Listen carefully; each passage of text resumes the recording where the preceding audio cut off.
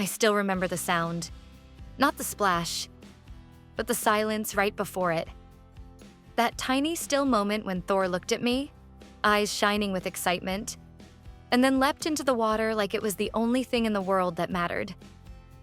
And in that moment, I cried. Not out of sadness, but because it hit me. This dog wasn't just swimming. He was living. Fully, fearlessly, joyfully. And somewhere along the way, he had reminded me how to do the same. It wasn't always like this.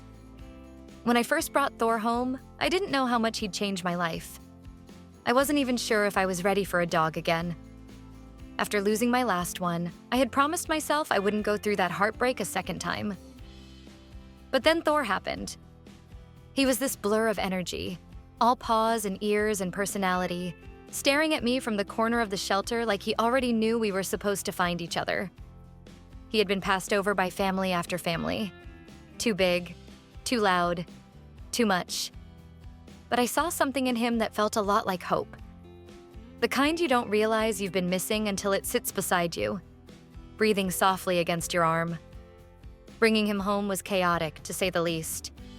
He chewed through 2 leashes in a week, tried to make friends with a squirrel, and once managed to dig a hole straight through the garden fence. But every night when he curled up next to me, I could feel the bond building. Like brick by brick, he was reconstructing parts of my heart I had quietly abandoned. And then one day, it all shifted. It was early June. The heat had rolled in quickly that year, thick and relentless. Thor had been panting all afternoon, restless and uncomfortable despite the fans and cool towels. I felt helpless. So I filled up a tiny plastic kiddie pool I found in the garage, half as a joke, honestly, and invited him in.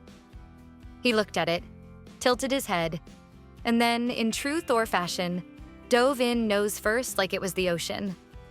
Water went everywhere. He splashed, rolled, even tried to chase his own reflection. And I just stood there laughing, with tears in my eyes. From that day on, water became his language of joy. He'd wake me up in the morning, pawing at the back door, eager to get to his pool. If I said the word swim, his whole body would start vibrating. And if we went to the lake, oh, he'd explode with happiness. He'd sprint ahead of me, leap in with a howl, and paddle like he was chasing the sun. Sometimes he'd look back at me mid-splash, as if to say, "Aren't you coming?" At first, it was just about keeping him cool. But soon I realized it wasn't just water he loved. It was the freedom, the weightlessness, the play, the peace. And I started to ask myself, why should this joy have a season? Because here's the truth. Winter hits hard where we live.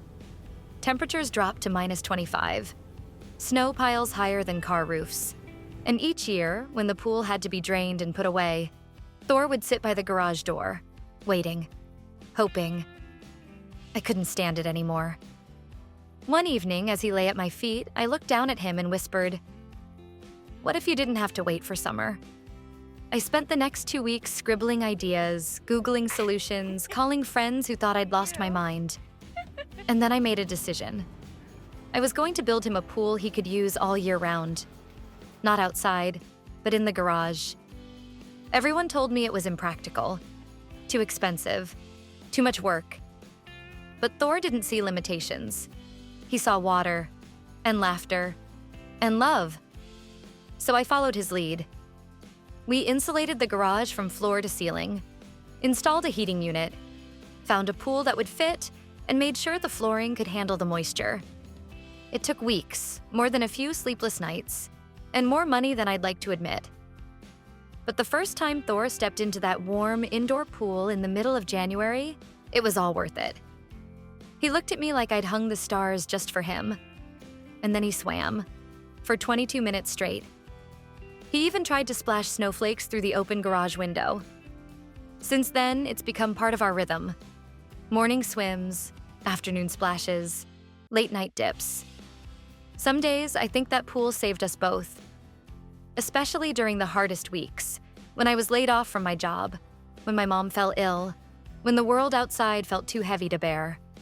I'd sit on the edge, feet dangling in the water, and Thor would circle around me like a living, breathing reminder that joy still existed. It's funny, isn't it? How sometimes the smallest choices change everything. A plastic pool in the backyard, a glance at a shelter kennel, a single leap into a lake. I used to think rescue stories were one-sided, that the human saves the dog. But that's not what happened here. Thor rescued me. Every time he swims, he reminds me to let go, to play, to be present. He doesn't worry about what happened yesterday or what might go wrong tomorrow. He just lives, fully and without apology. And in a world that tries to convince us we need more, do more, be more, Thor shows me that sometimes all we need is a pool, a splash, and someone to love.